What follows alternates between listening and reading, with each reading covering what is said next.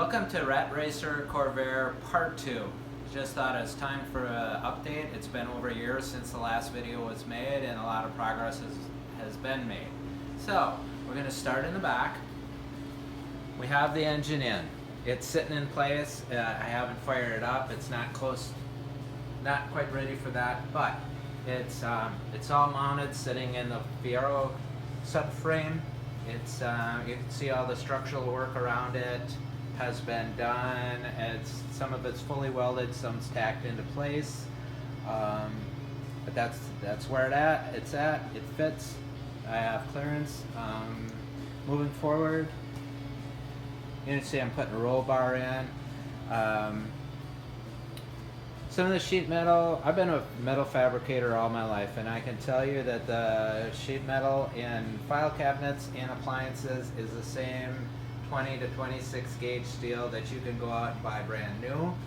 A lot of times they're throwing that stuff out.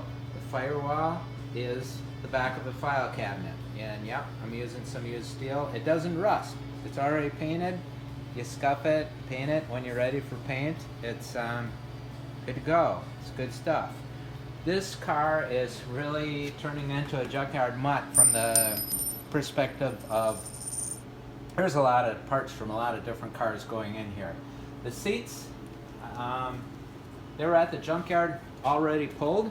I have no clue what they're from, but I kind of like them, and so that's what went in here. It's going to have a 5-point seat belt whenever that happens. The shifter, for anybody that might want to do a project like this, the shifter came right out of the Grand Prix, and the shifter cable is like a mile long. You need to figure out how to mount the shifter, but all the, you have a shifter with the detents are right, everything's right. So, so that is just one part of the project that this is turning out easy. The steering column is from a Prius. And the reason I did that, first, the Corvair just wouldn't work. The second one, well, it's plug and play power steering. You put on the leads and it should steer. Some people might say, well, why didn't I use a General Motors one and be a little bit more of a purist? I did try sticking one underneath there, the motor, and it's a lot bigger, a lot heavier, and there's more to it. So the Prius is what I went for. Moving ahead. Okay, my choice was use a 56-year-old, worn out, rotted bushings Corvair front suspension with drum brakes, or I had the 88 Fiero front end sit here, and I thought, okay, disc brakes, rack and pinion steering, not a hard decision, except I had to figure out how to mount it. And you can see the framework that I put in there, that, yeah, Fiero, complete 88 Fiero front suspension and steering.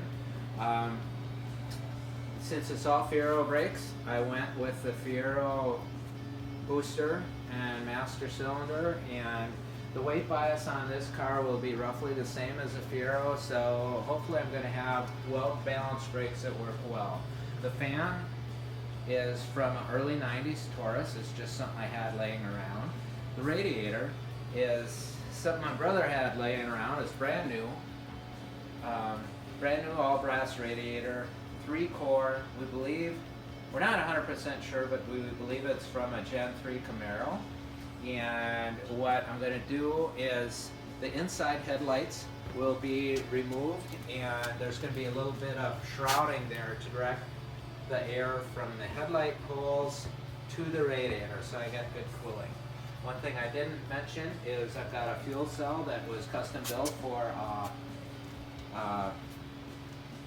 four-wheel ATV that the guy raced, and he ended up moving on to bigger and better things, and that's the 7-gallon fuel cell that's going to go in. And I'm really hoping that the next video, maybe we can fire it up and make some noise with it or something. I just appreciate you taken a look. I hope if anybody attempts something like this that it would be helpful and encouraging. And thank you for watching.